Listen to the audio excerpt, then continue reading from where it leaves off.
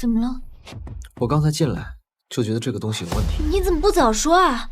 卡卡，你知道吗？有的时候就是因为有人懒得伸出援手，才会有那么多事情发生。就算你的冷眼旁观不会直接导致，那蝴蝶效应也会让它发生的。不会这么严重吧？如果真不管的话，我爸爸也不会走掉。你说什么？有螺丝刀吗？你要打开它？既然觉得有问题，肯定要打开看看啊。房间里没有，附近有个商店，可能会有。我去买。哎，卡卡，你在看什么？那个磁卡扣，好像是用来吊什么东西的吗？是吗？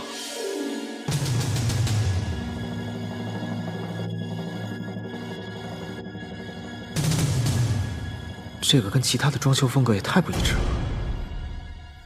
你真的什么都没有注意到吗？任何异常都行。没有啊，我这又不是24小时经营的店。真非要说起来的话，我在早上快天亮的时候听见了很闷的一声响。还有吗？还有一点点非常轻的，好像那种咔嗒咔嗒的声音。那谢谢了。啊，还没找钱呢。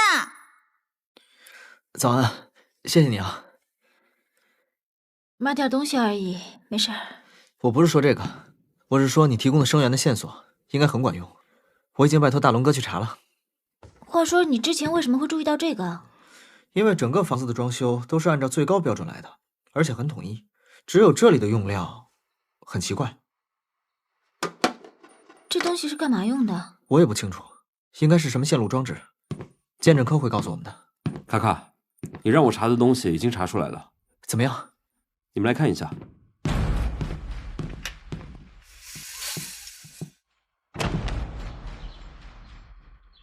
声音应该是这里传出来的，这应该是一个简单的机关。至于有什么作用，我目前暂时还不太清楚。是凶器。凶器？确切的说，是被用过的凶器。应该是将人勒死之后，顺势收到了这里。你知道杀人的手法了？我猜到了一部分，但只是个假设。凶手应该是事先将塑料白条固定在了这个齿轮上，然后沿着窗边向上，一路用卡扣扣住，直到门口。这也太悬了吧！但从证据上来看，的确是这样。而且我观察了尸体，背部有撞击过的痕迹，而且超市的收银员也说，半夜听到了一声闷响，还有齿轮的声音。那凶手怎么保证苏苏姐一定会去开门呢？苏恒有可能自己待在房间里，打开开关，等人开门进来。不会，苏恒一定不会去为谁开门。虽然他伤得很重，但一旦有人进来，他就会得救。凶手做事一向谨慎，不会让他有机会得救的。那苏恒到底是见了什么鬼，才非得出来不可？我先把这个告诉你哥。现在立刻撤离所有女团成员，马上！可是这里的保卫措施是整个高陵市最好的。最好的人都死在房间里还最好。从现在开始，由警方接受保护。不行，女团以后还发不发展了？再这样下去，女团全死光了，你还管着谁呀？我最多给你3天，3天之后，我会去申请强制管制，到时候不要怪我们警方没有顾及你们的名声。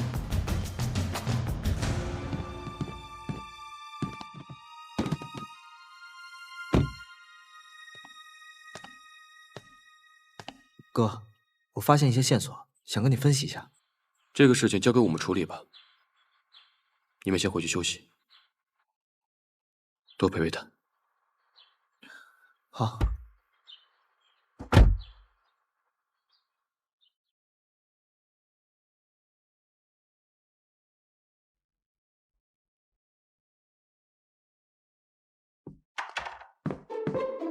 早安。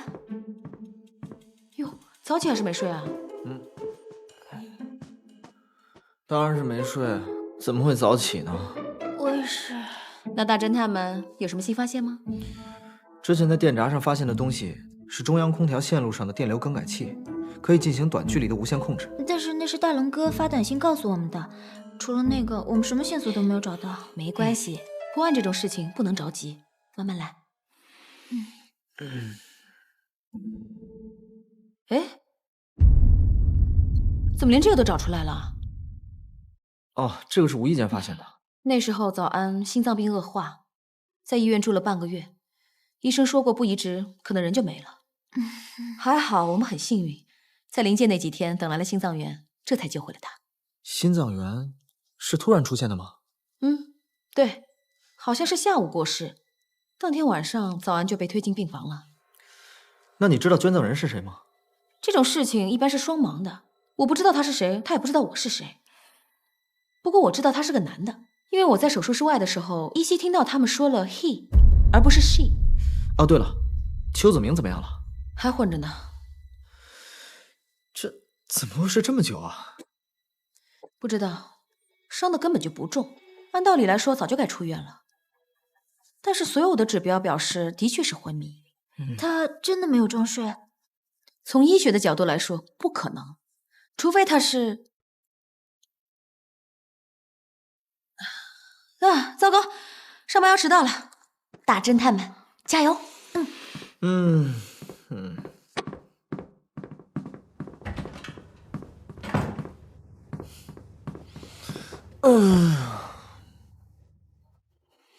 突然出现的心脏源，我总觉得有点奇怪。你有什么线索吗？哎，我当时那个主刀医生叫李腾峰，这个算吗？查查看。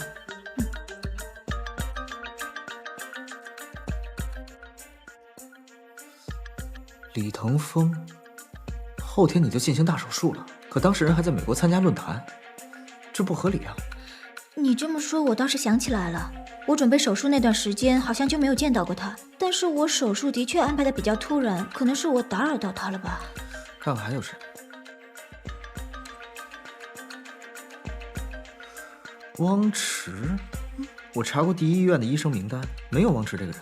如果一个医院的手术技术过于鲜明的话，那就有可能会出现其他医院的人过来一起实习。不对，怎么？查查汪池这个人。查无资料。李腾峰才刚下飞机没多久，你的手术就应该开始了。而汪池，而且跟李腾峰这样级别的医生一起主刀，应该也是个名医才对。居然查不到汪池这个人。你不会怀疑？我怀疑汪池就是你的主刀医生，李腾峰根本没有在场。不会吧，这……我只想到另外一种可能性，你的心脏移植手术是有预谋的。尽管他们没有预料到爱迪生会在你体内苏醒，但是把爱迪生的心脏给你，应该是安排好的。这不可能吧？心脏移植手术必须在捐献人死亡48小时内进行，这根本没时间安排啊！要不然，就是他们知道爱迪生会在4月23日左右病逝。有这种可能，是他杀。你放心，他们应该不会预料到爱迪生会在你体内苏醒，说不定是为了研究什么新技术，私自换了医生。不过我一直觉得你的恢复速度实在太快了。我一直以为是我身体好呢。你也别多想了，现在从梁叔的角度来说，爱迪生是个十恶不赦的混蛋。我不这么觉得，我觉得呢，爱迪生他根本就不是一个坏人。哎，你为什么这么说？心脏一次，录音室一次，这么算下来，他都救过我2次了。你知道吗？他们都说我根本活不过20岁，所以我根本没有想过20岁以后的任何生活计划。所有人都担心我的身体，还有我爸爸，他也因为那件事情入狱了。但是我觉得，一个人能拿心脏来救我的命，这样的人他一定不是坏人。好了。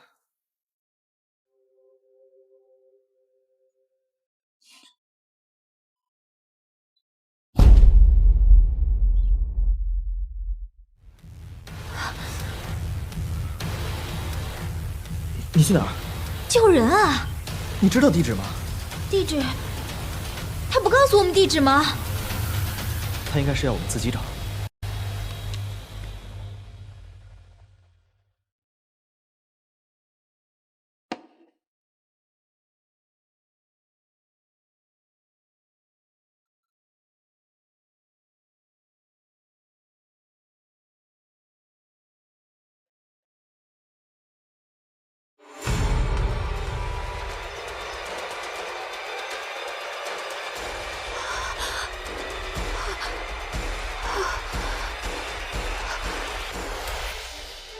从屏幕上的阳光角度来看，拍摄视频的时间应该就是现在，而且窗户中能看到一部分大海，应该是高陵市2个港口中的一个。我刚刚查过了，兴业港口一般搭载的是人和小型货物，大型货物运输则由旧港负责。这有4、5个不同的仓库，其中2个就在兴业港口附近。这2个仓库在兴业港口两端，我们必须确定一个再去。好像是鸣笛声，但是和平时听到的又不太一样。早安，你听到的是不是这个声音？对，就是这个。就是这儿了，走。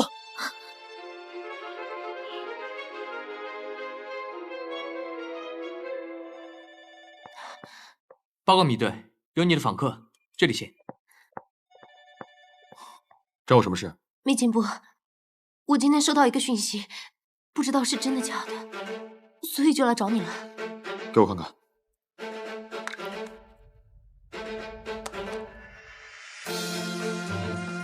什么时候收到的？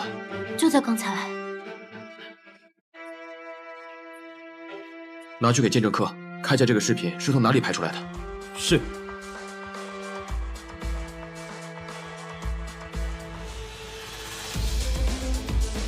对不起，您拨打的电话不在服务区，请稍后再拨。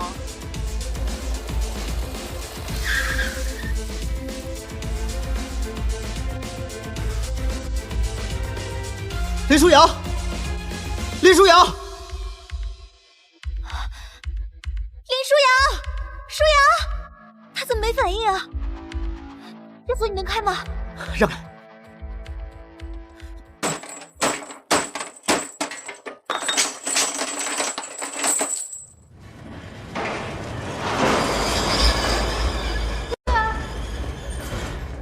舒瑶，哎，早安。这有炸弹，会随时爆炸。你会吗？我怎么可能会这个？那我们报警吧。不行，这里没有信号，而且我怀疑这个炸弹上面有热感装置。当我们开门的时候，这个装置就启动了。只要我们离开，炸弹就会随时爆炸。难道我们所有人都要死在这儿吗？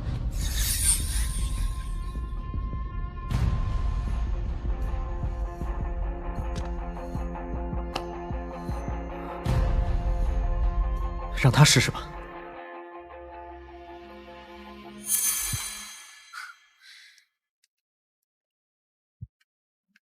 定时炸弹。对。这种时候你倒是想起我了。你会拆吗？我连我自己的名字都只想起来一半，你还指望我能想起来怎么拆炸弹啊？不同规模的炸弹爆炸的时候大小程度都是不一样的。就常规的 TNT 炸药而言，每公斤 TNT 爆炸的时候会产生420万焦耳的能量，足以把5到6米高的混凝土房屋炸裂。就算是用家用成分洗洁精和漂白剂自制而成的简单炸药，也够把我们3个一瞬间炸成无数块。不会吧？这个应该就是启动器了。这个是什么？应该是个稳定器吧。炸药一旦被挪动过之后，这里面的钢珠就会滚向任意一端，只要触到了这两边的金属片，炸弹就会爆炸。这很难吗？难。有剪刀吗？你口袋里有。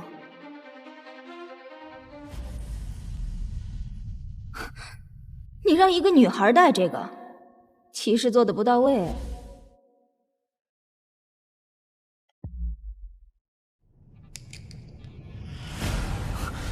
怎么回事啊？这个炸弹应该有3重以上的陷阱。我已经触发了一冲动。那怎么办？你再试试啊！再试下去，你和我都活不了。你先带他走吧，让这个炸弹延迟几秒爆炸，我还是有把握的，应该够你们跑出去了。我怎么可能自己逃跑，让你去送死啊？我死了就死了，我死了，你难道就破不了案了？这跟破案有什么关系？你是个人，是个独立存在的人，怎么能说死就死呢？我要卷线。不行！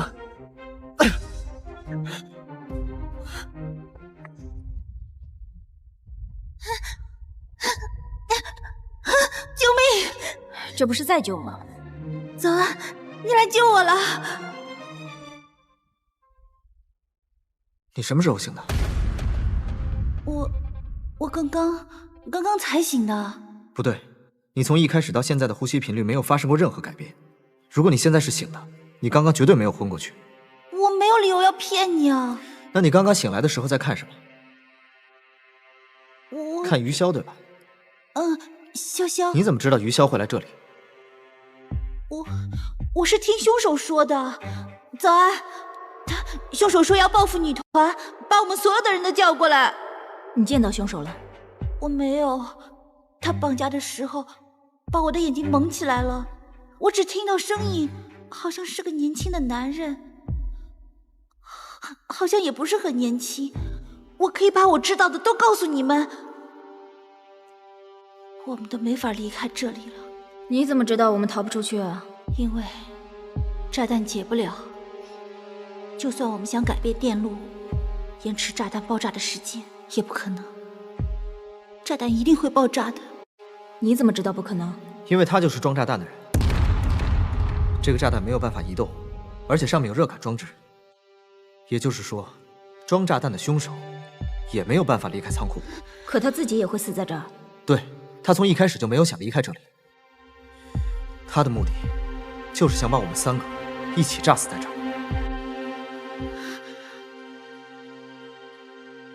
老米，找到了，在兴业海港26号仓库。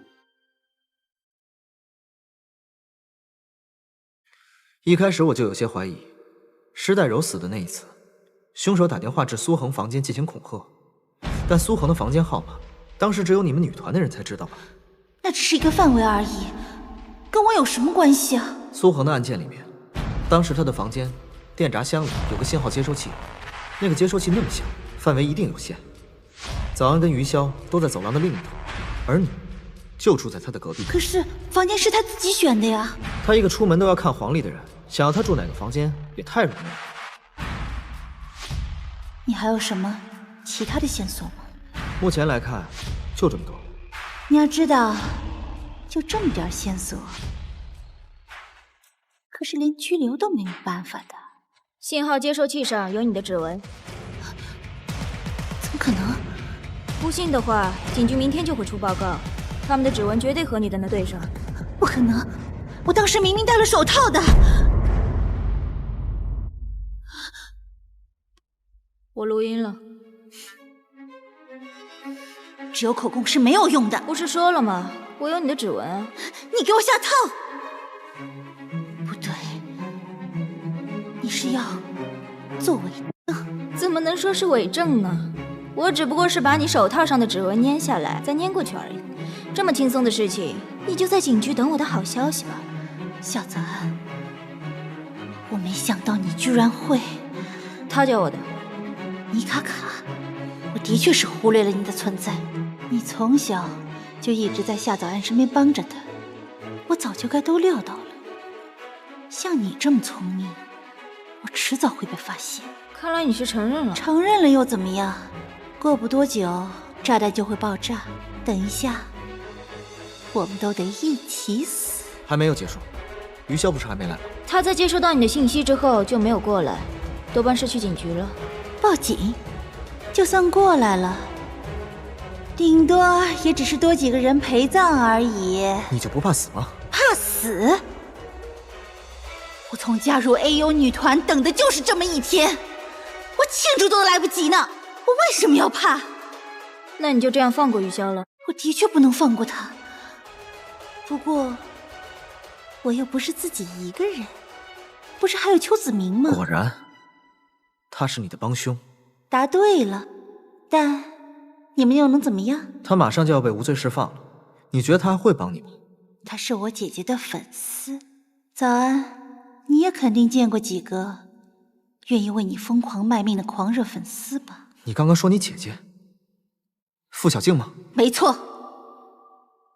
虽然我们从小不在一起长大，但这并不妨碍她是我最好的姐姐。她这么好，这么可爱，你们这群杀人犯凭什么把她从我身边带走？警方已经提供了傅小静的死亡证明，说她是一个人在独自上山的时候被盗猎者用榴弹射死的。借口，这些都是借口。当时去稻河村的人又不止我姐姐一个人，你们真的什么都不知道？真的来不及救她？真的没办法阻止吗？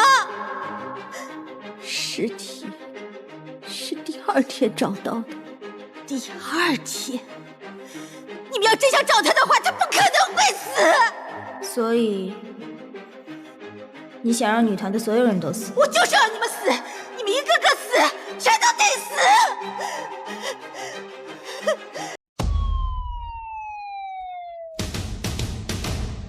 看来你们是等不到救兵了。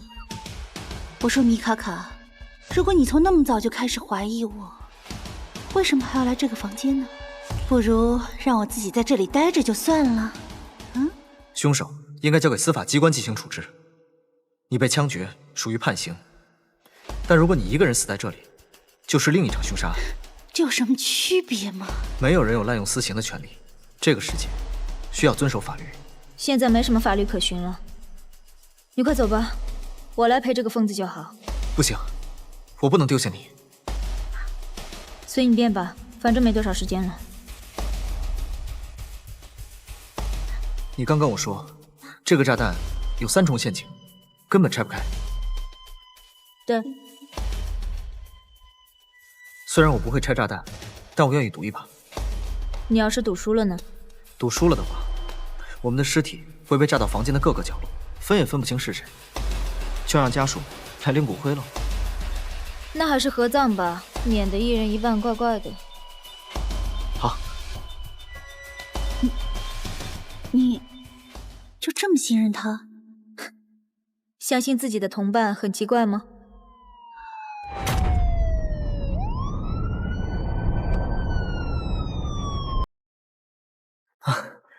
你醒了。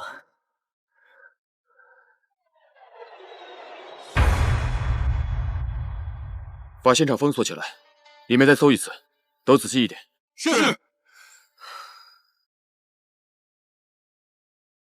卡卡，还好我们及时赶到，再遇到危险要及时报警。好，这次不是特殊情况吗？不过还好解决了。早点回家。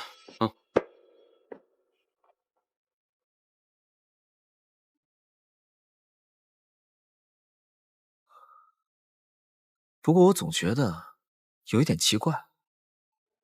奇怪？难道他就没有预料到这个炸弹有被拆开的可能性吗？可能是凶手太自信了吧？不会，他做事一向很谨慎，这次犯案应该是想把我们所有人都灭口才对啊。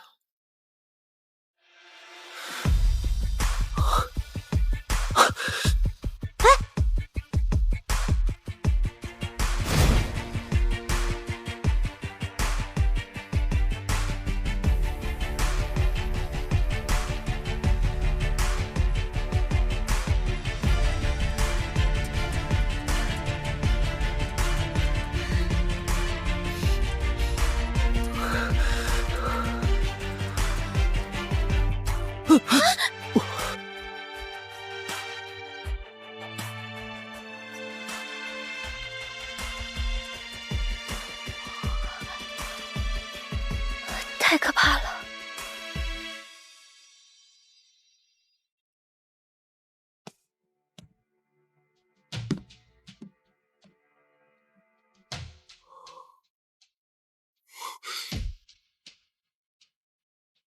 爆炸的初步原因断定是林书瑶腰部的炸弹。引爆机制是什么？我们刚刚在炸弹残骸里发现了一个感应装置，应该不是定时，但具体还不确定，有可能是气温，也有可能是移动速度，也有可能是定位。气温也算。现在有很多材料会根据气温不同而产生变化，现在已经使用的很普遍了。我知道了，去忙吧。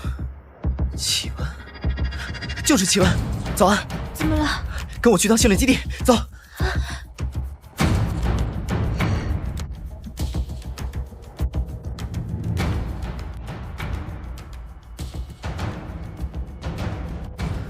早安，我有一个新的发现。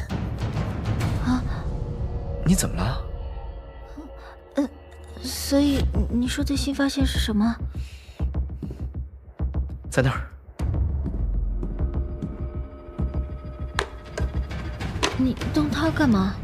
其实苏恒的案件到现在只剩下2个疑点，一呢就是门，他为什么一定要出去？第二，就是他为什么要在地上放这些塔罗牌？所以在这里能找到答案吗？试试看。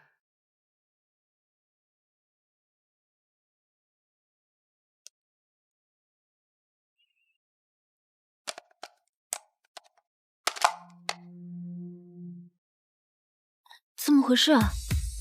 开始降温啊！降温？只是降温就可以了吗？还需要再等等。我以前一直在想，为什么苏恒一定要从这个房间跑出去？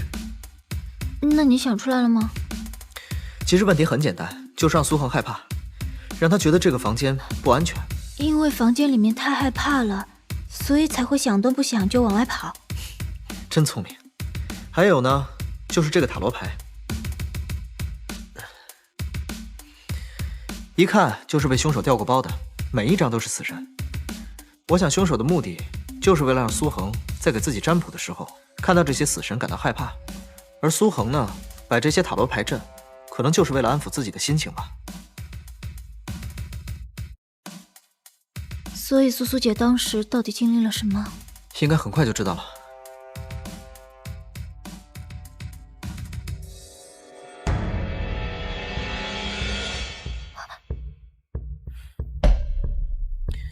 这是感温变色颜料，是只有在特定的温度下才会显现出颜色的颜料，通常被用在装饰物上。早安。所以我觉得凶手应该是事先对空调做了手脚，然后在室外控制室内的温度，到了晚上便开始降温。我想任何一个人晚上在房间看到这样的场景，应该都会害怕，甚至崩溃吧。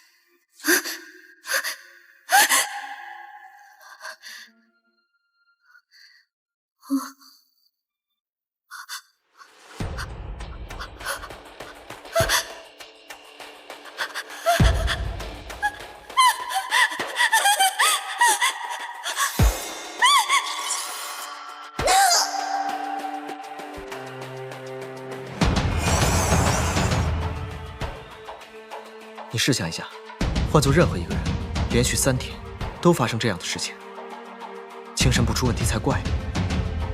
说不定连你都会。哎，早安。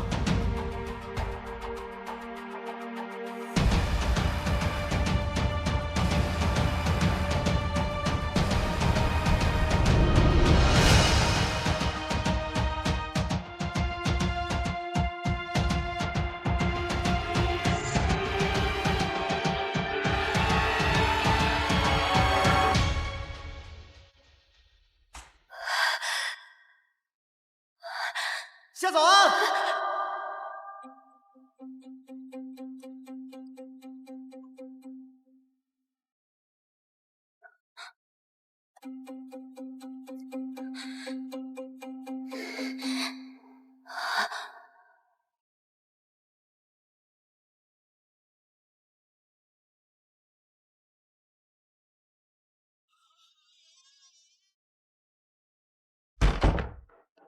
早安。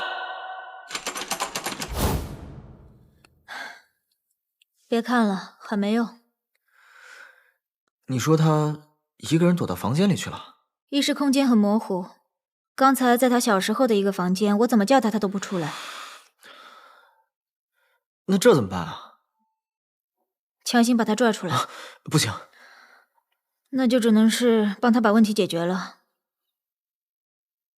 这些炸弹后来被挪到哪儿去了？据说被拿到海上去引爆了，海浪炸起3米高。按说这个炸弹跟林书瑶身上是一样的，应该是一致的，要不然救护车也不可能被炸了。那你来这儿做什么？东西已经全被清空了。我来看看有没有什么关于炸弹的线索嘛。如果能找到炸弹的来源，凶手的名字我就知道一半。炸弹的线索怎么找？一般只要不是家里自制的炸弹，都会有固定的设计模式，在主要的部件上也能找到它们的型号和编码。一个炸弹有这么多体系？孩子，你不懂得多着呢。那可是你要查出型号跟编码，得先有个炸弹才行啊。哎，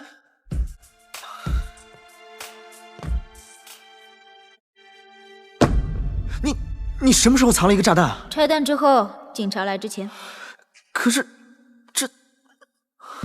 放心吧，没有启动器，它应该爆炸不了。应该？我的意思是说，爆炸概率低于30%。30%？1%也不行啊！可是你要找线索，我就要把它拆开。如果我要把它拆开，你就要把它给抱回去。凭什么我抱？因为我负责拆啊。你要是想换，我也没意见。那算了。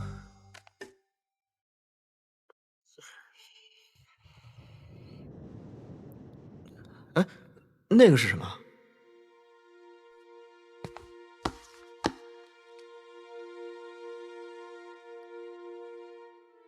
这不是我藏的。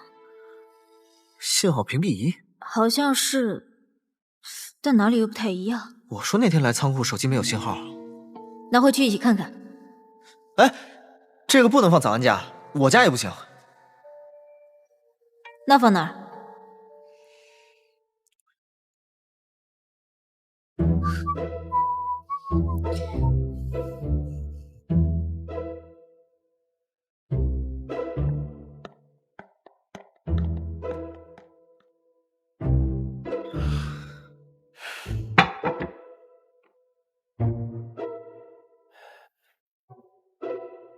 我去拿工具。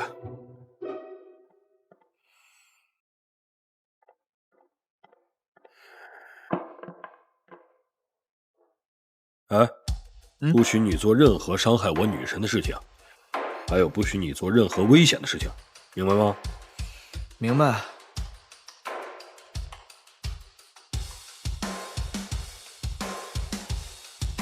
哎，你要了。这个算了，没爆炸就行。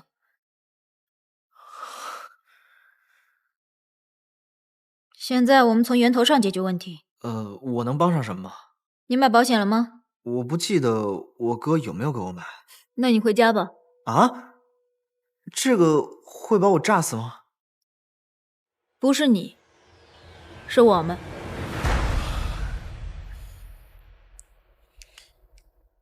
哎，你真的能靠拆炸弹找到它的根源在哪儿吗？虽然只是根据我的推测，但我觉得这应该不是用家用成分自制的，而且这个晶体管看起来价格不菲，应该是可以追根溯源的专业用品。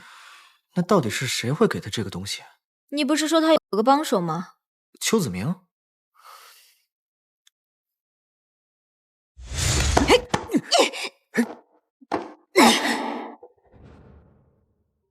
怎么了？我只是觉得，以邱子明的格斗技巧，并不像一个普通的跟班。你觉得林书瑶的死和他有关系吗？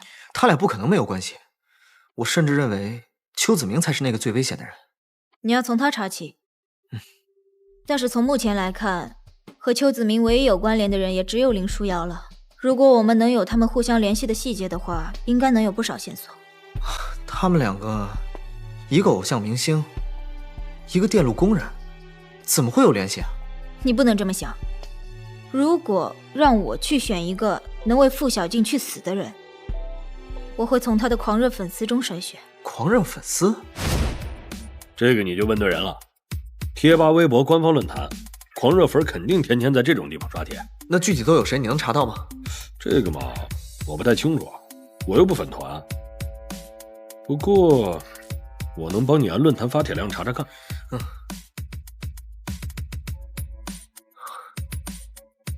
这么多人，付小静之前红得太厉害，论坛前100名有50位是她的。那有没有对付小静的死亡提出质疑的？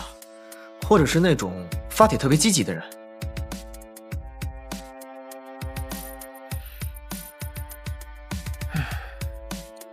一个一个去问怎么样？会不会人太多了？效率肯定不快，但有用不是？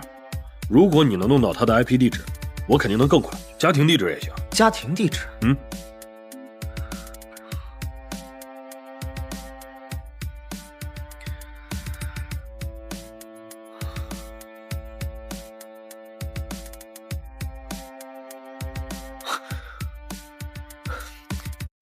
我有办法了。啊？我可以替你弄到他们的家庭地址。我弄不到的，你能弄到？你放心，我有认识的人。那我现在，你先查查看吧，能快一点是一点。哎，一个一个查啊？啊，你不是说虽然办事效率慢，但也有用吗？我相信你，加油！喂，哎，你放心，我不会做的太过分。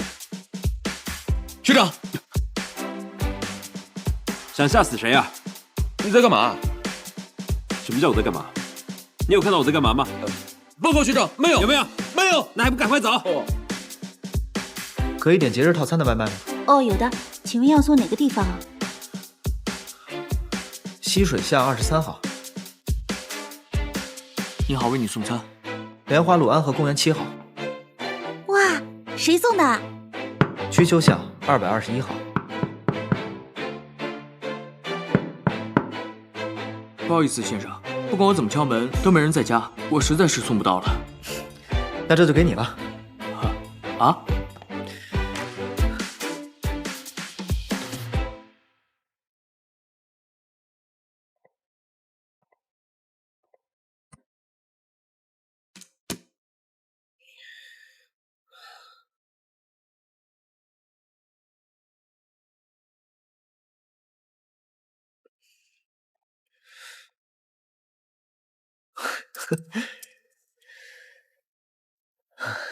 电视里都这么演的。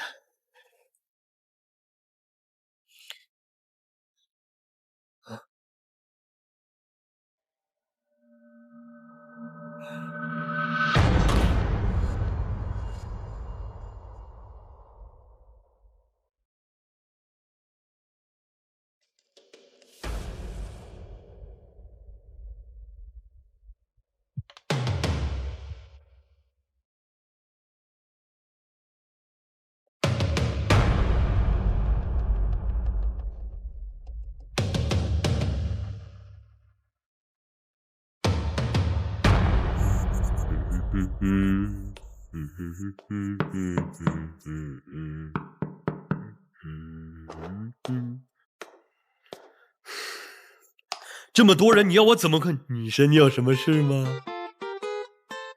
给我查查这个。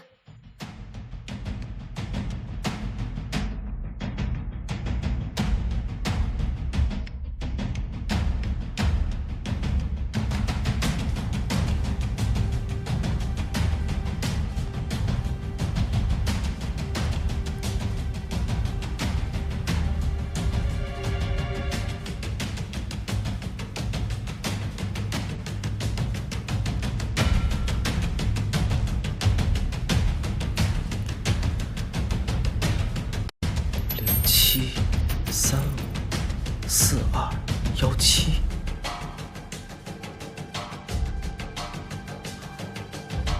哇，于神，你该不会也让我一个一个查吧？把位于欧美国家的去掉，代工工厂我只找非洲和南美的，太平洋也行。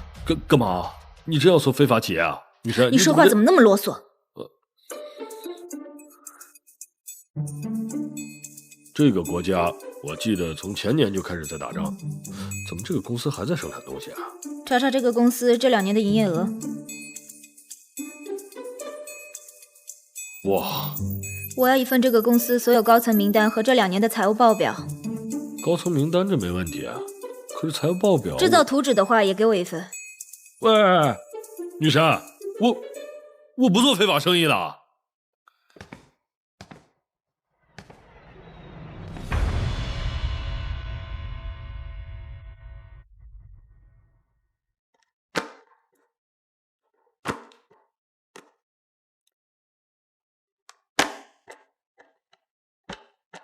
第7幅画，第35个字，炸。第42幅画，第17个字，弹。炸弹。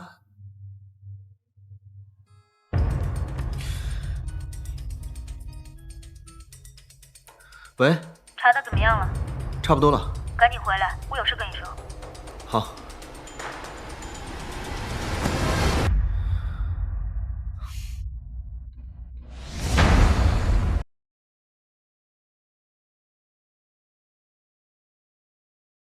你真拆了？欣然，有什么结果吗？这些炸弹的部件分别来自南美洲和非洲4个工厂，然后由某个人或者某个团伙把它们组装到一起。这里的某个爆炸牵引器是由一个叫多尔克的公司生产的。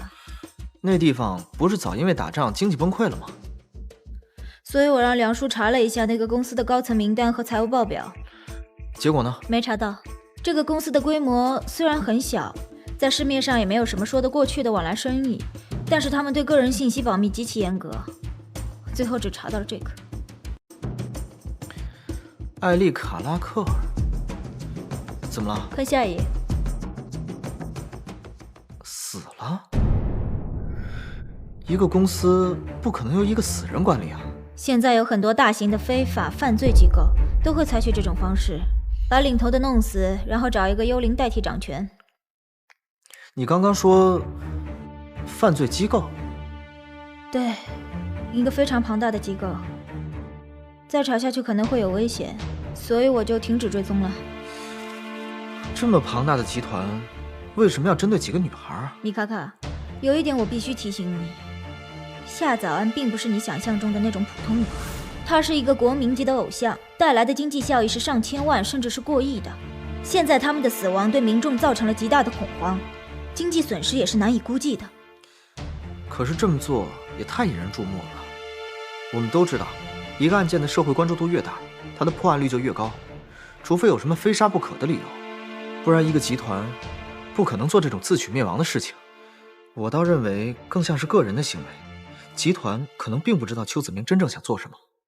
可能吧，虽然这些都只是推测，也有可能是邱子明自己偷偷杀人，或者是我想错了。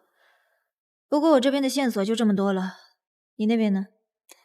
我刚刚找到邱子明的真正住址，给梁叔了，看看能有什么新发现。那我们现在等吗？不如去这儿看看。谢谢。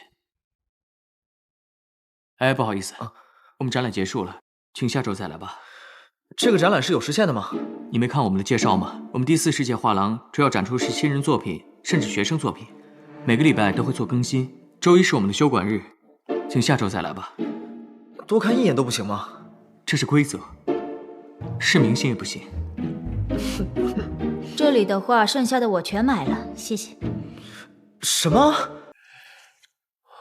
我的乖乖，现在怎么了？开画廊啊？这多少钱？能买辆车吗？飞机都够了。这么多钱，给我多好啊！你发现什么没有？没有，但我觉得这幅画肯定有问题。我觉得每一张都有问题。梁叔，你查到了没有？怎么这么慢？还查着呢。我明天约了一个老朋友一起弄。你以为大家跟你一样干的活这么简单？可是知道家庭地址都不行吗？我翻出的那些名单里根本找不到这个地址，就算反过来搜，也根本搜不到任何跟付小静有关的讯息啊！不对啊，我看过他的电脑，里面全是女团相关的东西。怎么个全是法？就是他的桌面、背景、屏保，全都是女团啊！等一下，怎么了？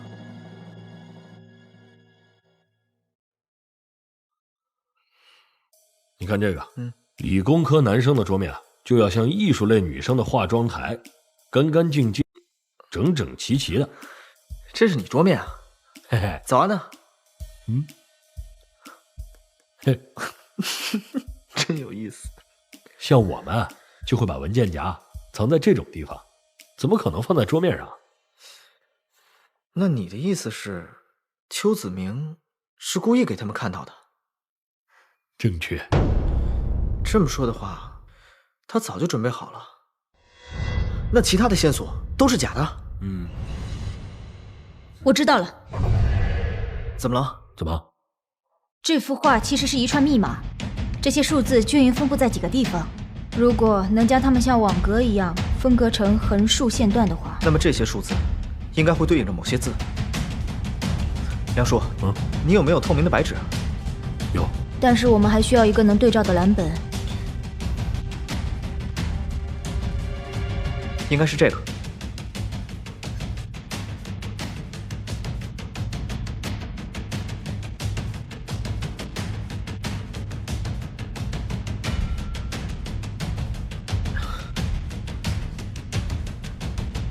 11、13、数字1， 13、19、月亮的月， 17、9、黑白的黑， 42、桃花的桃，打开的开，开始的始。1月黑桃开始清理。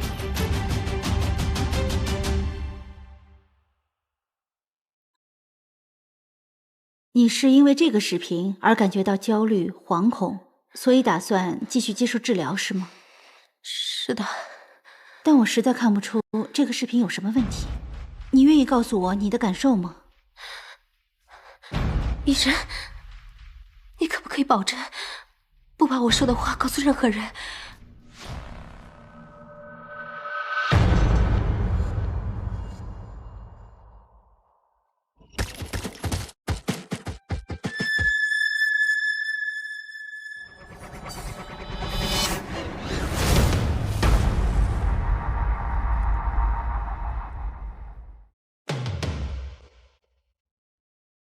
早安，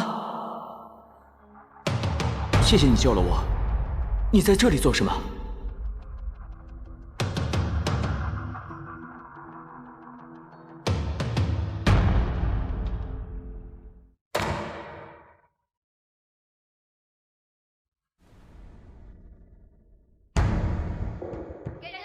从今天早上清晨6点开始，就有大批粉丝在音乐公司门前进行抗议，要求披露女团杀人事件所有细节。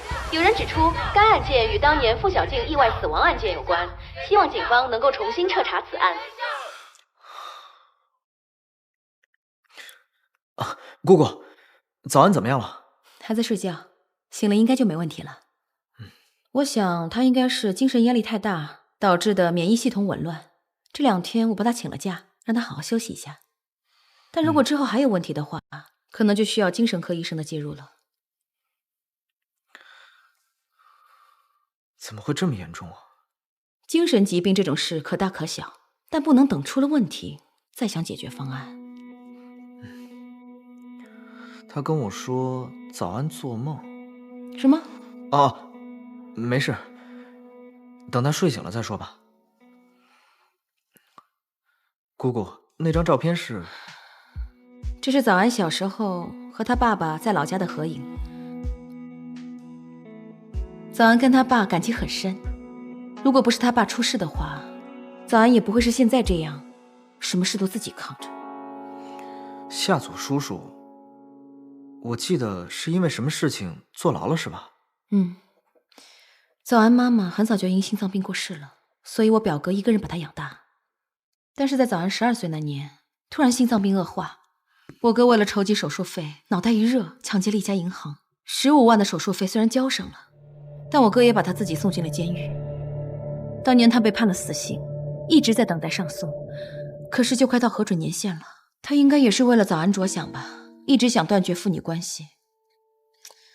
这件事应该也让早安心理压力很大吧？这件事我也没有听早安提起过。你觉得他是一个喜欢向别人哭诉的人吗？不是，不过叔叔好像是自首的，而且金额也不高，不会被判死刑啊。其实我哥是被人陷害的。什么？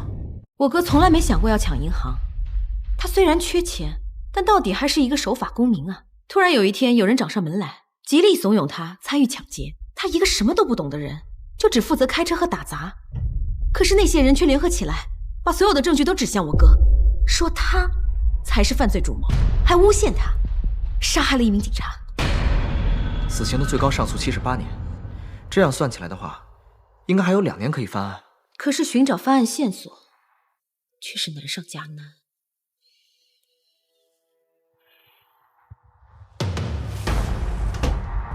哎，早安。你醒了？感觉怎么样？还好，我和卡卡有事要出去。要跟我说什么事啊？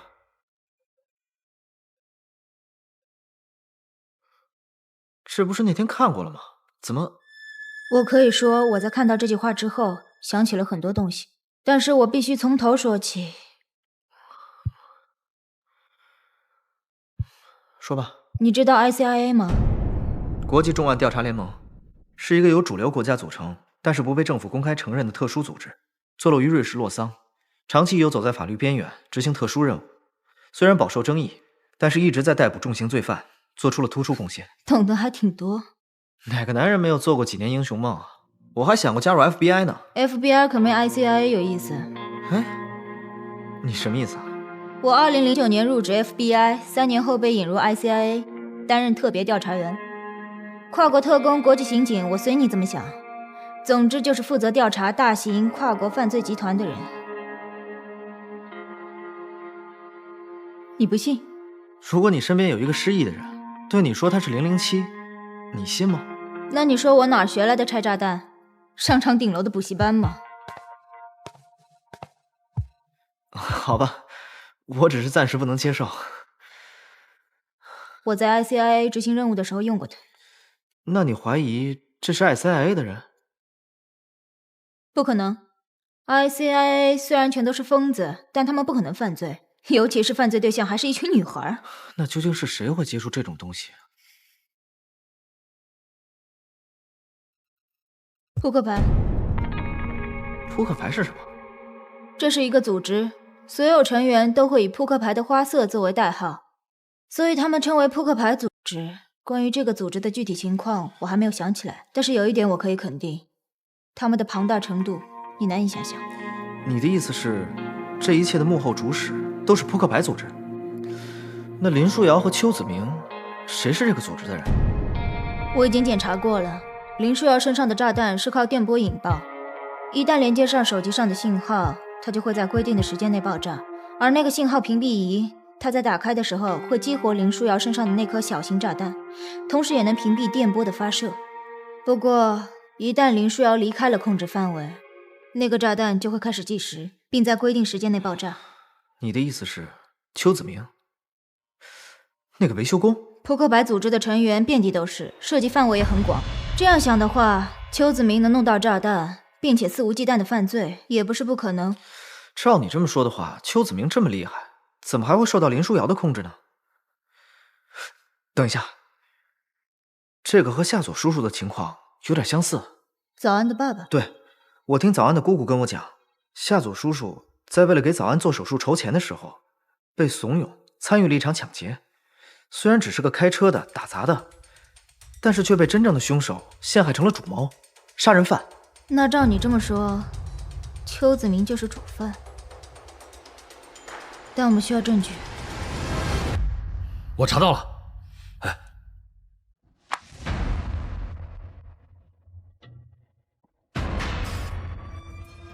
你们看，这个 ID 就是邱子明。邱子明发布了这么多质疑傅小静死亡的帖子，这些呢，原本都被删除了。这边这些是我重新复原的。依照这些数据来看，应该是林书瑶注意到了邱子明的发言，自己主动找到他的。你能找到他们的聊天记录吗？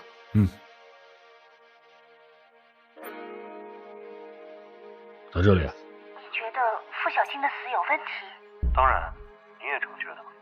我看过你的分析，觉得很有道理。我一直在追寻这件事情的经过，我觉得真的有问题。不如我们聊聊吧。好啊，不过别在这儿，我们找个地方。但是只要一讲到重要线索，两个人就开始约线下见面了。林书瑶说话也是一直藏着掖着，一个关键词都没有。从聊天记录上来看，他俩见面的时间距离现在实在太久了，很难找到证人。你找一下邱子明的最早发帖日期。哦，好。2019年7月26日。再找找林书瑶的。你们看，林书瑶的发帖日期是2019年7月24号。这个帖子的大致内容是质疑傅小静的死亡，并且表明了自己就是她妹妹。但是这个帖子在3小时之后就被删除了，不过也不排除没有人看到的可能。果然，邱子明是知道林书瑶的需求之后故意发的帖子，为了引起她的注意，好让自己成为她的帮手。没错。这么说的话，邱子明作为主谋，不可能这么轻易就被抓了吧？如果他是故意被抓的话呢？你的意思是，邱子明昏迷的原因不是一直不详吗？如果他把这些事情都让林书瑶一个人做完，直到他死，然后他再醒过来，那这些事情就和他没有关系了。这么想的话，到现在他也应该醒了。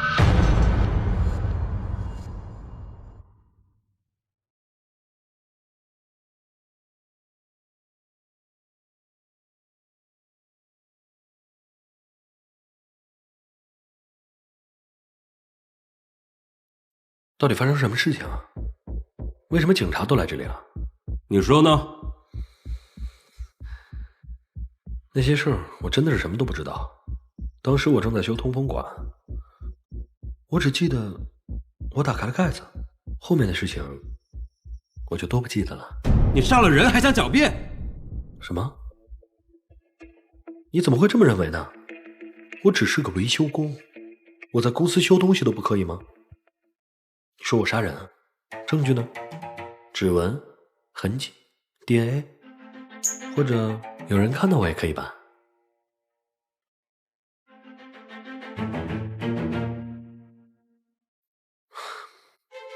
谢正荣不是你杀的？不是。在录音室也不是你袭击的？不是。施代柔、苏红的2起案件不是你帮忙策划的？也不是。那林书瑶呢？对于他的死，我到现在都不敢相信是真的。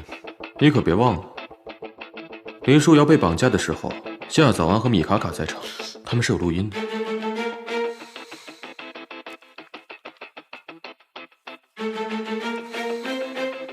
什么录音啊？给我听一下。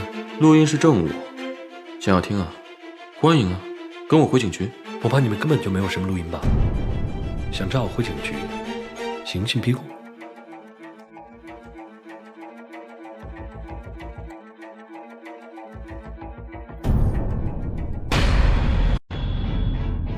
没有了，证据全被销毁了，具体原因不清楚。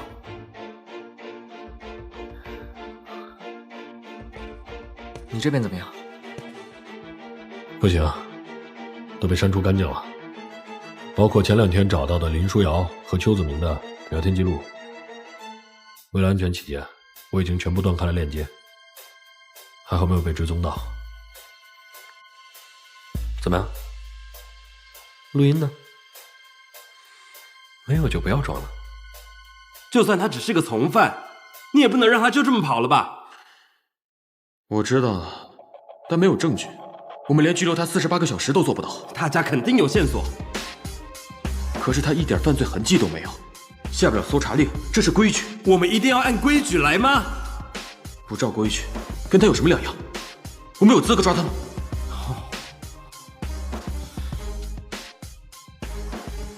有没有新线索？林书瑶身上的炸弹炸得连渣都不剩，连成分都分析不出来。他家呢？搜过了，通讯记录清空了，搬过来复原啊，全拆了。有没有找人去查一下，看看邱子明和林书瑶2个人私下有没有接触？人海战术的平均反应速度是17天，到时候邱子明早就走了。走？去哪儿？他3个月前办下签证，目的地是东欧。一下飞机就撕护照，假扮成国际难民，又来这种套路。有没有办法把他拦下来？我们是移民城市，向来都是鼓励跨国行的。但如果我们再不做点什么，他在高陵最多就只会再待20个小时。20个小时？就没有别的办法了吗？看来他们早有准备。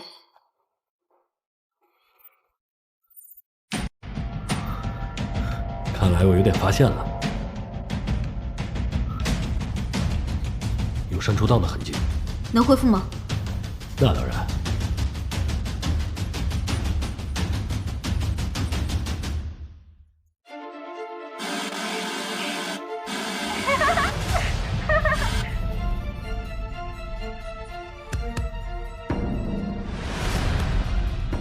什么时候发现的？10分钟前有人寄来这封匿名举报邮件。这东西有什么问题吗？这是付小静多年前拍摄的影片，目前没有公开样本，所以我们推测应该是女团成员出去玩的时候私底下拍摄的。举报人说，上周3他收到这封邮件，当时不知道里面是什么。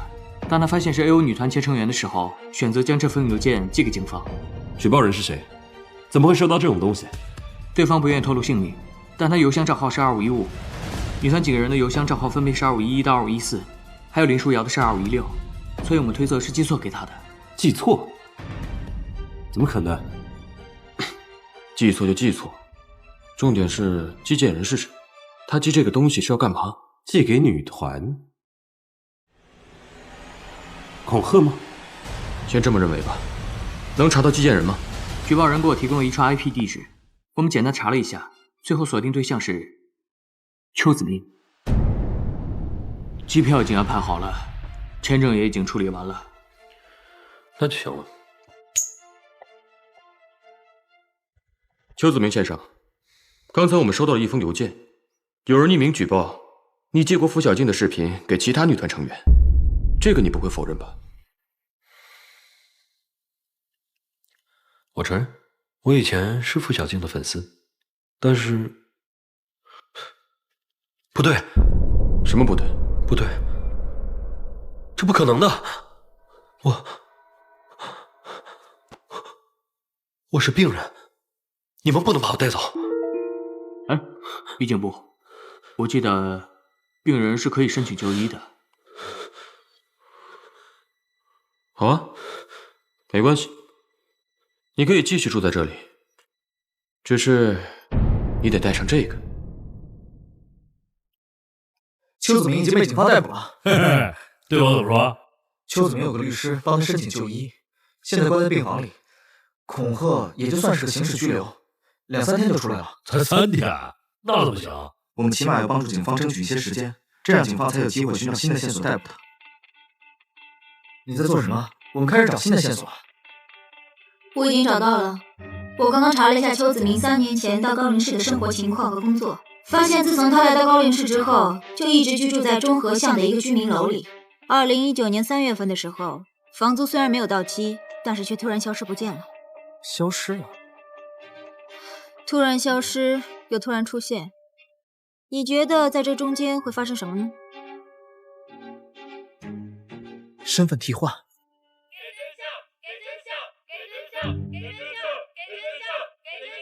各位观众，这里是 Howard News TV， 我们现在所处的地方是新月音乐公司。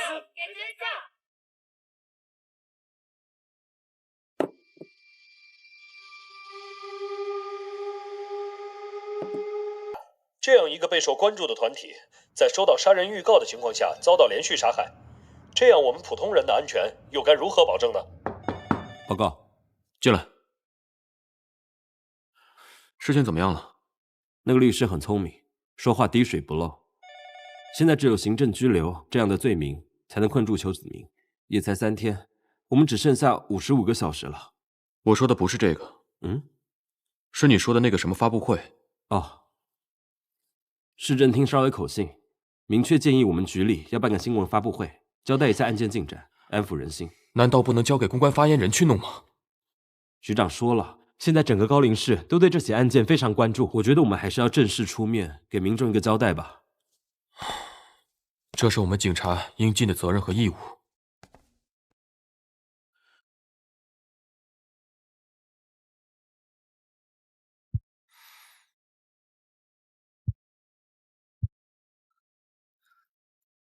哦，您就是房主？哎，我是啊。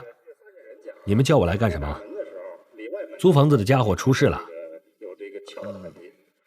你为什么这么问？这家伙鬼鬼祟祟的啊，也不知道是在干什么狗屁叨叨的事儿。你们要问什么快问吧，一会儿我还有事儿呢。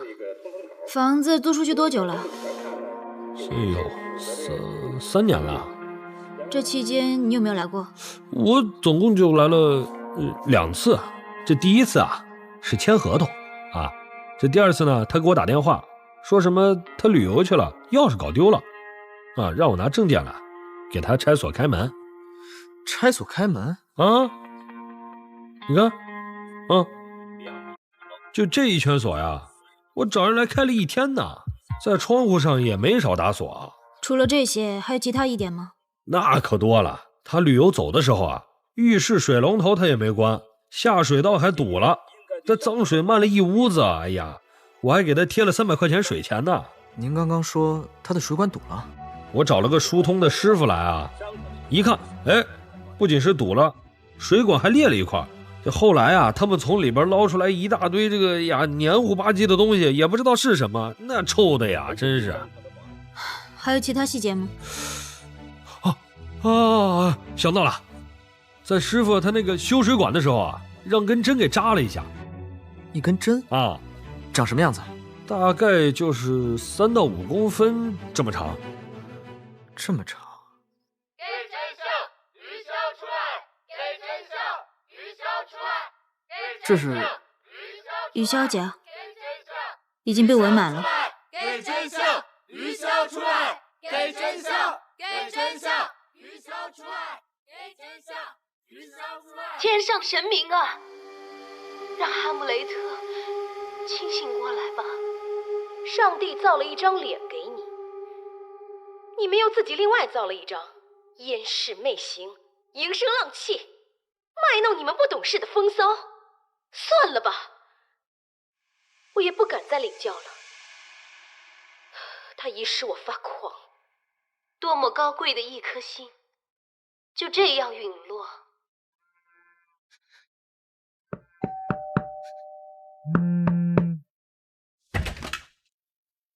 余潇，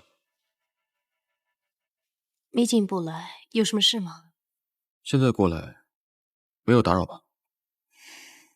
打不打扰都无所谓了，说吧，找我什么事？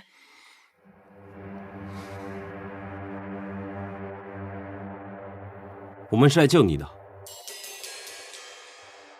救我？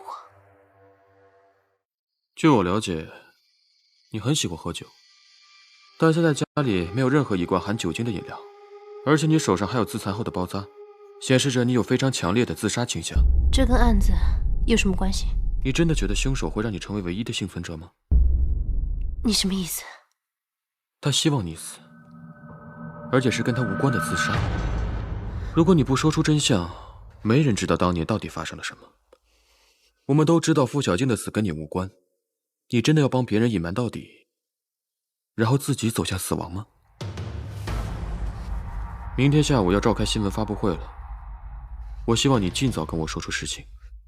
提醒你一下，明天你发言的时候语速一定不能太快，声音尽量平和，让人感觉到您的真诚。哦，还有，一定要注意自己的紧容紧绷，让自己精神些。好，我知道了。卡卡，哥，谢谢你们，你们先忙。好的，拜拜。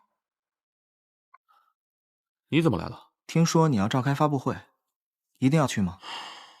我知道现在开发布会对余潇心理压力一定很大，可现在不开不行。我有一些对案件可能有帮助的想法，希望能给警方一些帮助。我需要一个解释。这帮学生怎么回事啊？我找那个齐木学长帮了忙。你觉得管用？试试看呗。不过就算管用的话，也只能是拖延时间。警方需要定罪的确凿证据。女团案现在没有线索，我们只能从邱子明的死亡案开始下手。应该是2年多前的案子，但总得找些线索出来，哪怕先关上他半年，这样我们才有时间去稻荷村挖掘真相，或者让于潇开口。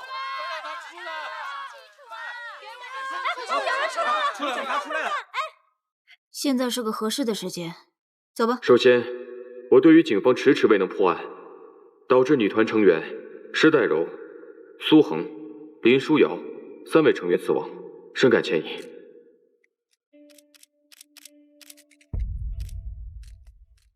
在这里，我们将所有获取的信息公布如下：目前已逮捕到嫌疑人1名，然后整起案件也在最后的查证当中，马上就可以公布最终结果。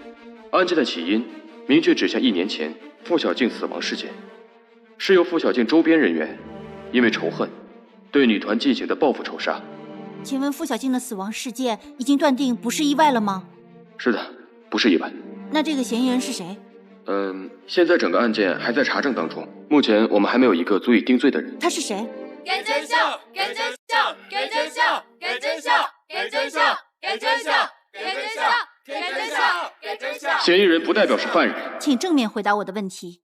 目前的嫌疑人是女团成员吗？是。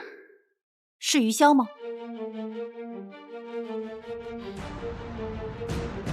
是的。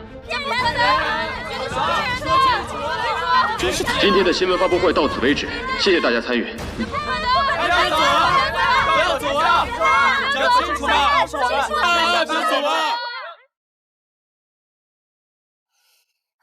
房东去度假了，邱子明也准备去东欧。你不会真打算等房东回来之后再找吧？说的也是，快查。我听房东说，他把邱子明遗留下来的贵重物品和电脑都放在这个地方了，应该就在这儿。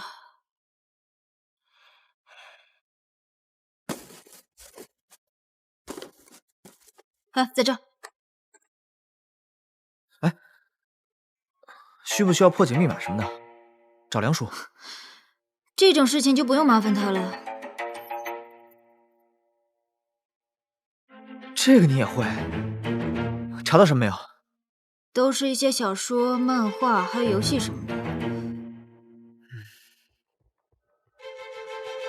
这台电脑被入侵过。是谁干的？查出来也只是一些 IP 地址而已。这地方鱼龙混杂，没几个人会在租房的时候签合同。我怀疑是那个假邱子明窃取了真邱子明的资料，以便于杀害他之后进行身份替换。你也觉得真邱子明被杀了？但是时过境迁，所有线索都几乎要没了。你确定能查吗？查案不一定要从证据开始追溯，我们可以从杀人这件事情慢慢推。首先，尸体去哪儿了？凶手多半是会毁尸灭迹，不让人发觉。如果按照我以往的经验来讲，我会……你还干过这个？这不是重点。按照我以往的经验来讲，我会找一个较大的空间把尸体分割开。不过这边的浴室和厨房显然都不够大，就算是客厅的话，也要把所有家具挪开才行。这里显然不可能。环境不达标的话，就不可能分尸。要不然就是利用特殊溶剂溶尸，但是这里也没有足够大的浴缸或者是铁盆什么的，尸液要是流满地的话，可是很难处理的。溶尸？等等，你还记得房东跟我们说过的话吗？门全被锁了，下水道也被堵了，屋子里一股臭味，还有那个水也没有关，还发现了一根针。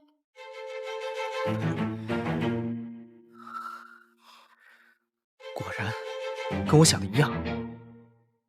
这么一看，应该就是老手做的。维修工人在水管道里发现的那些东西，应该就是邱子明的人体组织。要是能找到什么证据，可以证明这个邱子明的身份就好了。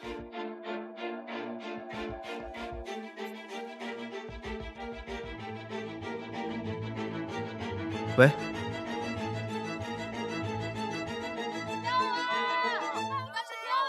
于潇，你听除了经纪公司停止一切活动之外，女团成员连续杀人事件起源，余潇也成为众矢之的。现在她位于高陵市市中心的红光大厦，随时都有跳楼的可能。根据了解，余潇在付小静事件后，曾经接受过长达半年的心理疏导。如今的状况很可能导致他陷入重度抑郁症当中，以死谢罪，并不让人意外。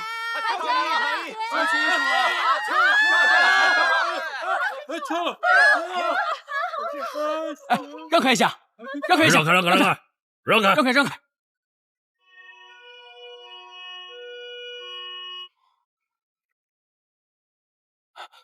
医生，余潇的情况怎么样了？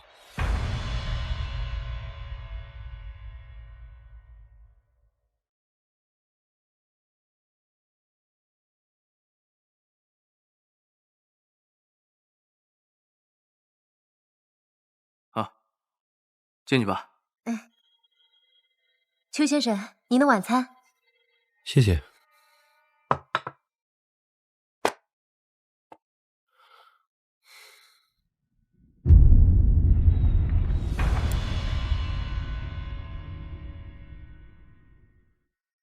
还有什么需要我帮忙的吗？没有了。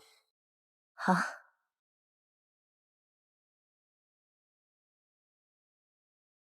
不好意思，签收一下。给。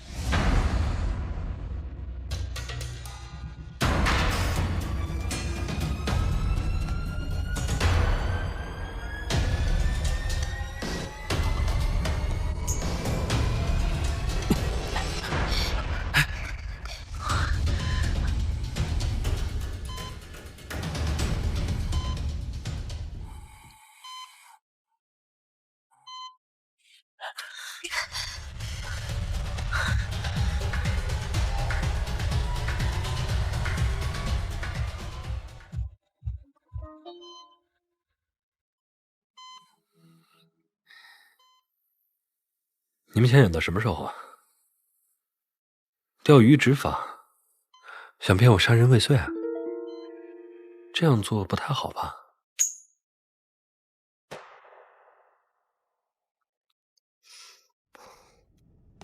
邱子明，你在这里做什么？看朋友，不可以吗？你又没说只能在病房里活动。我记得现在在拘留期限内。不好意思啊。那你找我律师谈就好了。几天前我就注意到电视的线路被改道了，送到我房间里的报纸和新闻都是专门为我定制的吧？你们想制造一场余潇自杀的假象来坑我，不过好可惜，你们做的实在是太粗糙。但是我又不忍心打断你们的表演，所以我就配合着演演了。等我到了东欧，会给你们寄明信片的。等一下，很抱歉，我们也不想用这种方式和你拖延时间。不过事实上，警方发现你2年前曾犯下了谋杀案。谋杀？你涉嫌谋杀高陵市合法居民邱子明，并顶替他的身份。胡说！我就是邱子明。那你为什么要突然消失呢？想搬家就搬了，不合法吗？如果你去过那边的话，你一定知道那里根本就是个密室。我怎么可能杀人？或许你根本就不用进去。哦，你有什么想法吗？你事先弄坏了邱子明家的水管，并冒充快递员，进入他的房间，送上一个有问题的花洒，并在花洒中装了一根极细的针。另外，你通过一些特殊渠道弄到了一堆高腐蚀性溶剂，通过水管让溶剂流到浴室的管道里，这样子你就可以神不知鬼不觉地把他杀死，甚至不会留下任何痕迹。虽然警方没有办法以杀害女团的罪名给你定罪，也的确，我们用过一些表演方式想迷惑你，不过我们更大的目的是协助警方调查这一起已经被遗忘的谋杀案。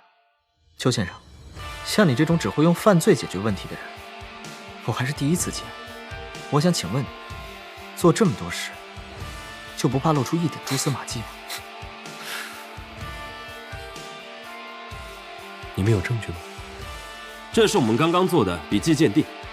虽然那个地方鱼龙混杂的，也没有谁会在意什么字据合同，但幸运的是，邱子明的房东是做事非常有条理的人。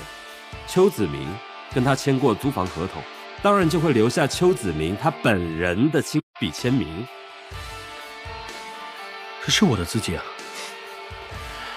你该不会忘了，你刚才签过飞机票收据吧？这2个签名完全不同。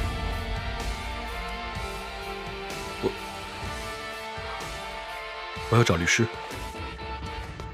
没有凶器，也没有尸体，你们不能逮捕我。你可以放心，我向你保证，我一定会在法律规定内用最长的时间来审理你的案件，尤其是这种有线索可查的凶杀案，光一审就要6个月。6个月的时间？哎，我记得付小静的案件要重新开始调查，这样6个月的时间足够警方找到一点线索了。不过邱先生，我们也欢迎你随时给警方提供一些消息。虽然死刑变无期不太可能，但至少你还可以住得舒服点。现在我们警方以故意杀人罪将你刑事拘留，剩下的人命我们慢慢算。带走。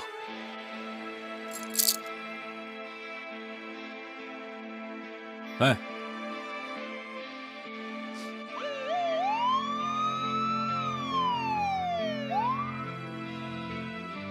他可以判死刑吗？他如果请的律师很厉害，我不能确定。看来还是得找到他杀害女团的确凿证据。证据？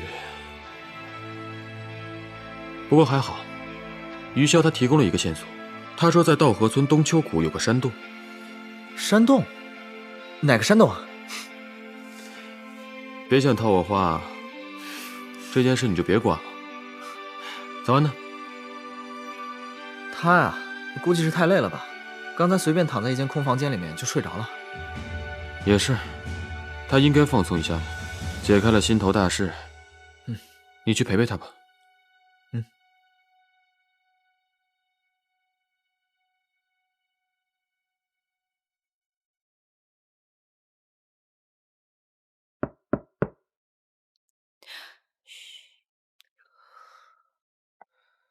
早安，早安，怎么这么快就醒了？我怎么在医院里啊？早安，你是不是睡糊涂了？你忘了吗？昨天晚上我们还协助警方抓邱子明呢。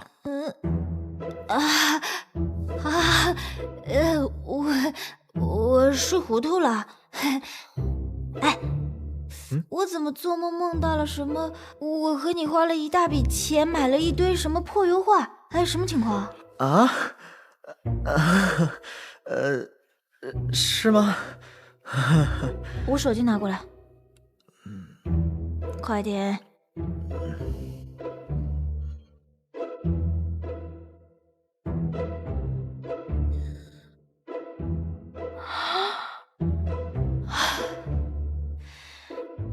你卡卡，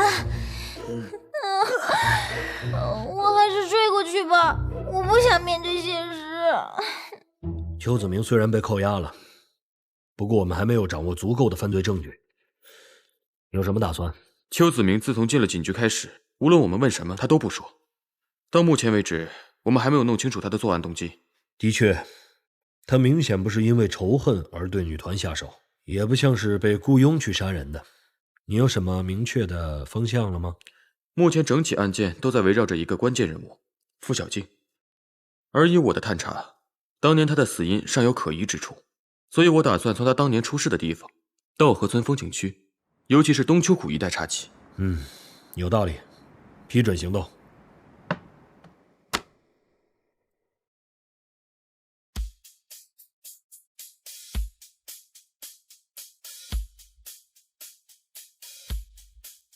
夏早又回来嘞，你们听说了吗？小子儿他准备单飞了啊！他的事情可不可以帮忙找点消息透露透露啊？我不清楚啊，但是我听说他那个小跟班协助警方破案，立了大功。学校 BBS 上还有人专门在扒他们两个，据说是青梅竹马，两小无猜呀！少年侦探的少年偶像，好梗，我可以写同人玩玩。写，我一定买。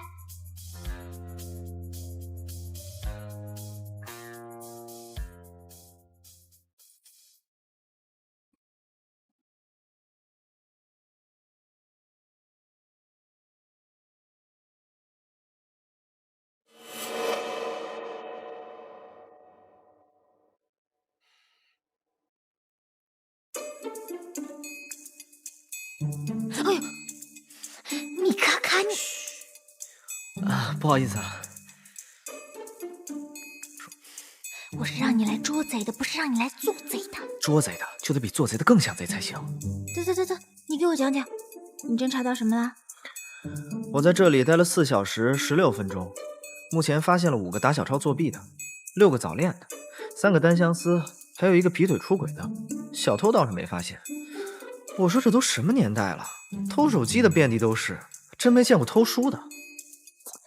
其实准确来讲呢，也不算是偷书，他就是会把一部分书给藏起来一段时间，然后通常呢，我第2天就能找到。那你向老师上报，老师也不管吗？他说没有犯罪过程的话呢，就不能肯定有犯罪结果。好厉害的逻辑。反正吧，老师不批，我就没有办法看监控录像。不看监控录像，我一点头绪都没有。这是我这辈子第1个正经工作，绝对不能因为这件事考砸。说的好像你唱歌不正经一样。哎，对了，你怎么有空搞兼职了？明星都很闲吗？啊，还是你过气了？放心，我还红得很呢。不过这次女团肯定要解散了，然后于小姐呢，她也打算退出娱乐圈静养。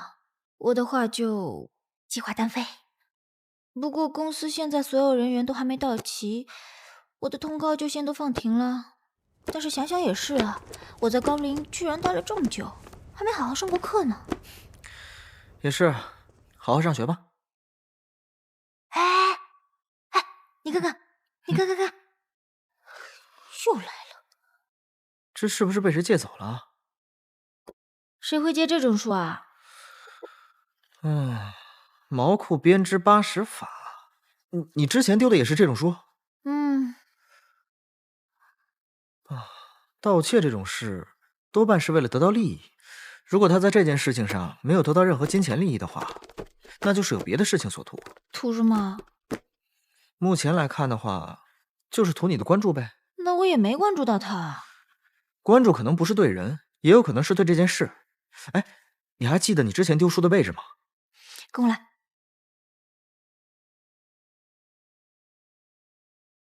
哇，这么详细。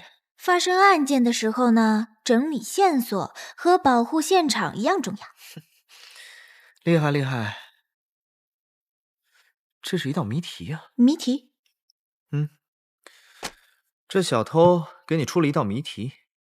你看，你丢的书，要么是单本，要么是4本。如果是丢的单本的话，往往丢的是2、3、5册。这很明显，小偷是为了把这些书区分开。区分它干嘛？你不觉得这个很像摩斯密码吗？那个电报密码？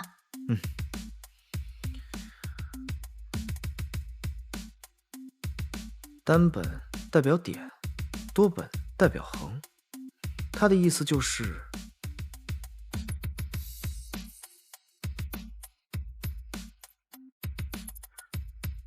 121、23。电话号码？这更像是什么地理坐标之类的，但我不记得我们学校有这样的地方。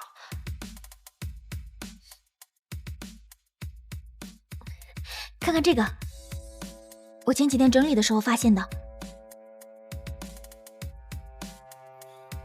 23、121。他让我们去体育馆做什么？走。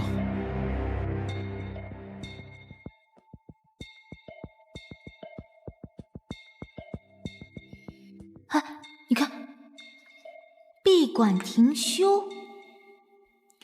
我们分头找找。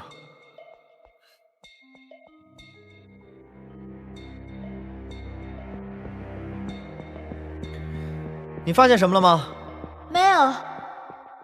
哎，你说小偷把我们引到这儿来是为了什么啊？为了把我们杀了，是不可能的。有道理。不过他具体想做什么，我也不清楚。看这个架势，应该没有什么恶意。不过他在图书馆偷你书的行为确实有点奇怪。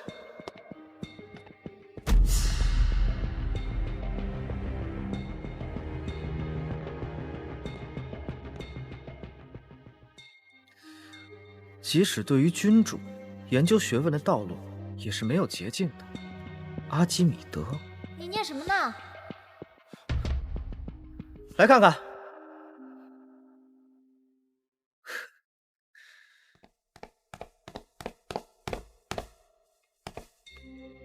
名人名言。可你想想，这是在篮球馆，要写也应该写什么生命在于运动、为晓争光之类的吧？哎，你干嘛？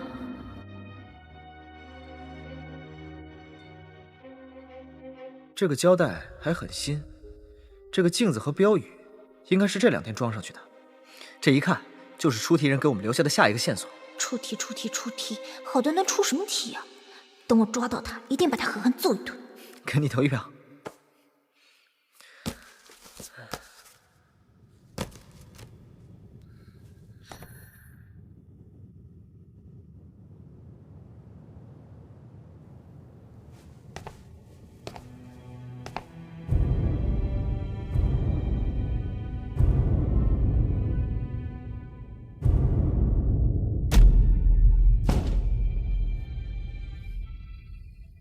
我想，我知道这个谜题的答案了，但还不是现在。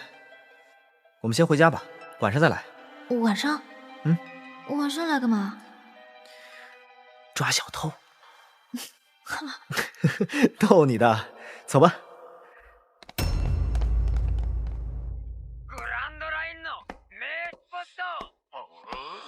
卡卡，哥，你回来了，在干什么呀？2020大学考试要点，不错嘛。哥，你能不能不要强行加戏啊？卡卡，不是哥要说你，能不能上点心啊？再过几个月就要分科考试，到时候升不上本部怎么办？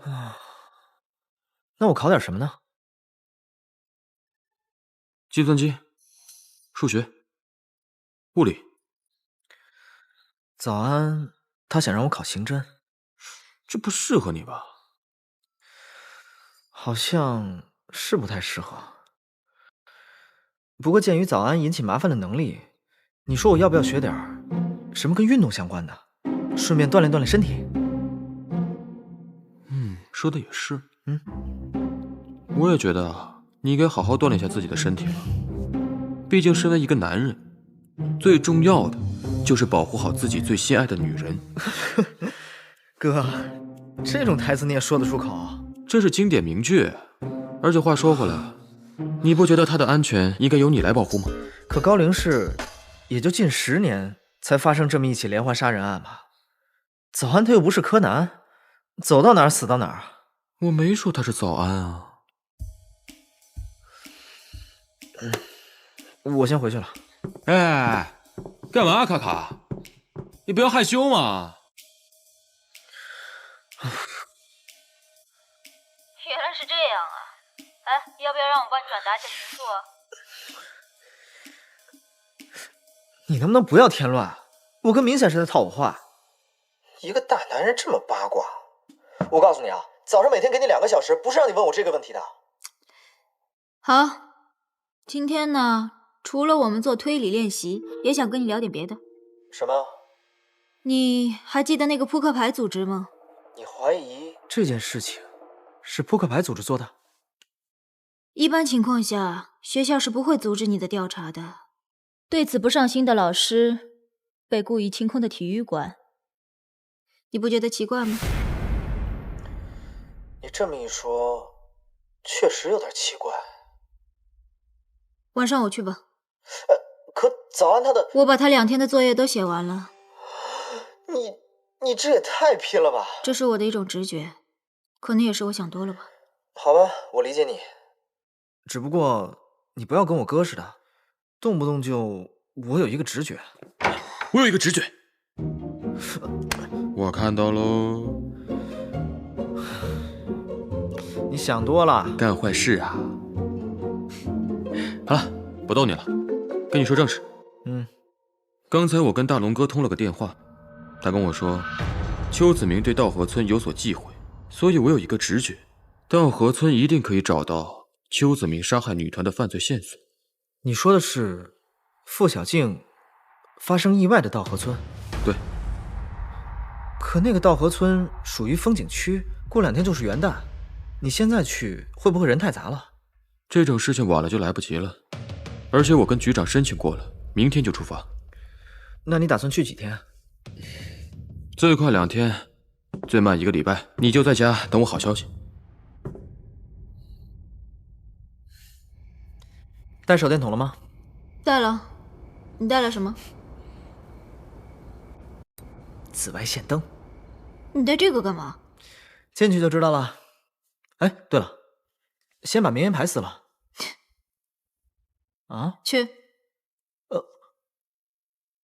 哦。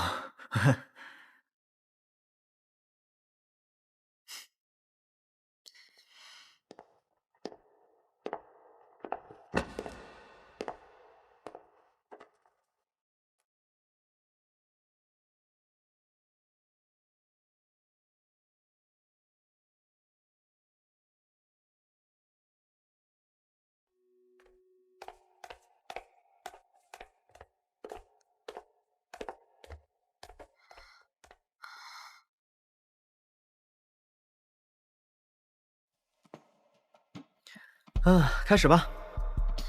从哪开始？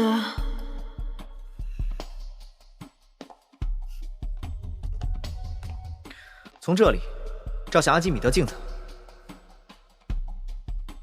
居然是按姓名首字母排的列。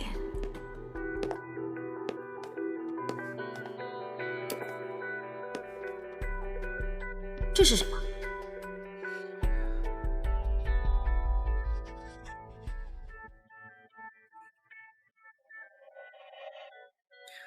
等我一下。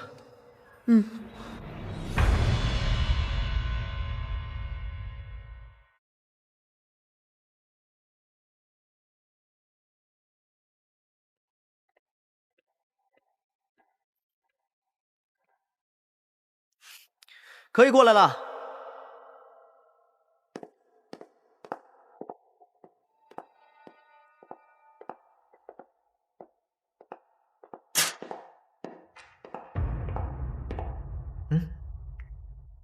这什么？看。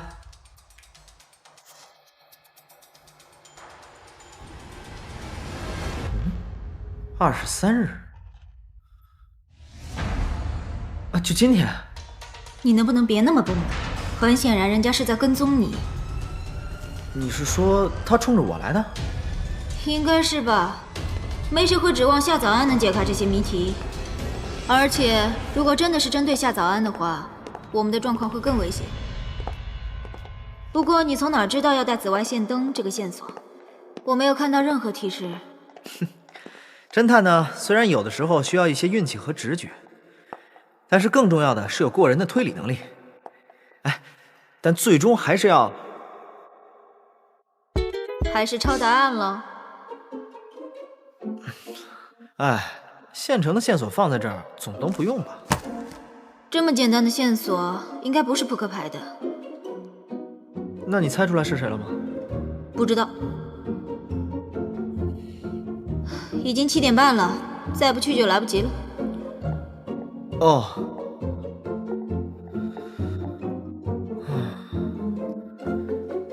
你说他的目的是什么？应该不是杀人。当然不是杀人。怎么会在这种地方杀人？你去吧。哦，我在外面等着就行。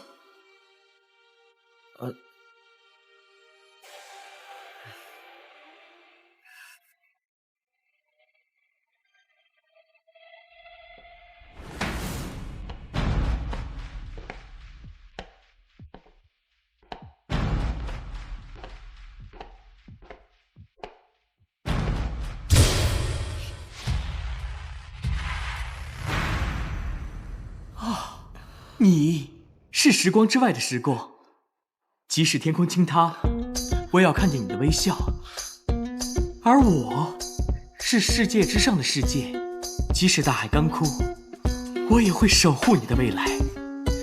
你这什么烂诗啊？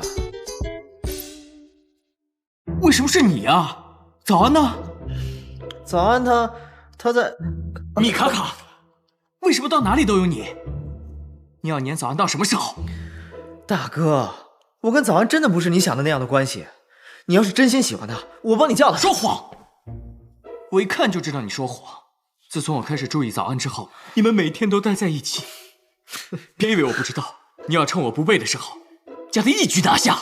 唉，这只能怪我和早安的缘分太深，我也没有办法。早安只是被你徒有其表的推理手法给骗了。哎呀，你什么你？你这个凡夫俗子，怎么可能配得上如美人鱼一般的艾薇儿夏早安？哎，而我，林啸，才是他生命中的那个克劳德。你这个无耻小人，居然敢横刀夺爱！哎，你有没有听我说话呀？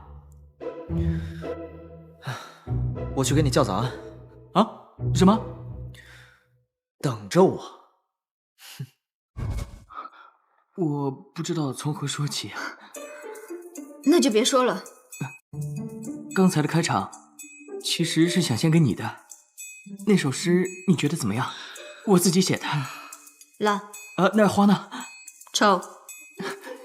你真的一点机会都不给我吗？我要走了。哎，别这么冷淡嘛，女神。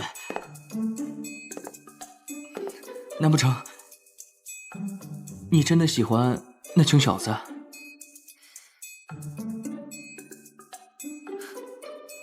说实话，他在我心里是负分。那我呢？负无穷。哎，女神，你不要这样嘛！你不喜欢我哪我改。我对男人没兴趣。早安，他不是那个意思。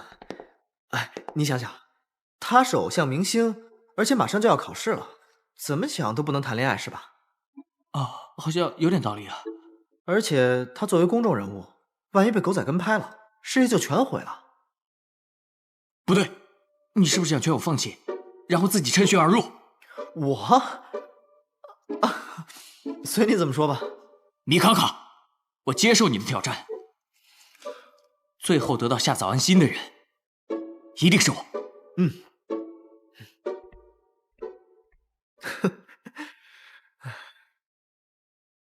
这孩子中二病犯得这么重，早安什么时候认识的？你也不管管。你是不是收到一封告白信？怎么不告诉我？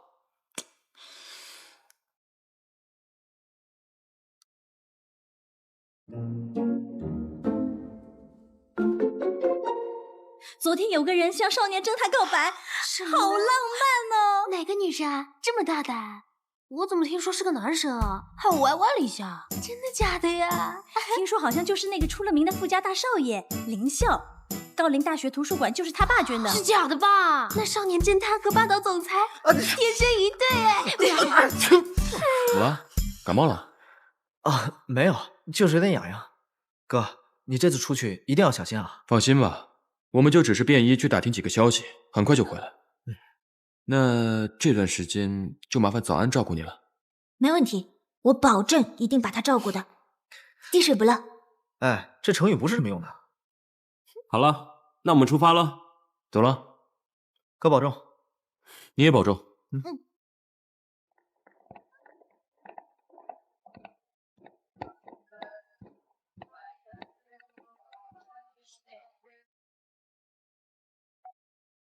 喂，你好，我是米杰。不要说话，不要回头，不要告诉别人，更不要试图来找我。怎么了？今天下午6点，我在东丘谷指定地点等你。我会告诉你所有关于邱子明和付小静的事情。我不希望看到其他人。一个人来，也可以带你藏在外塔底下的手枪。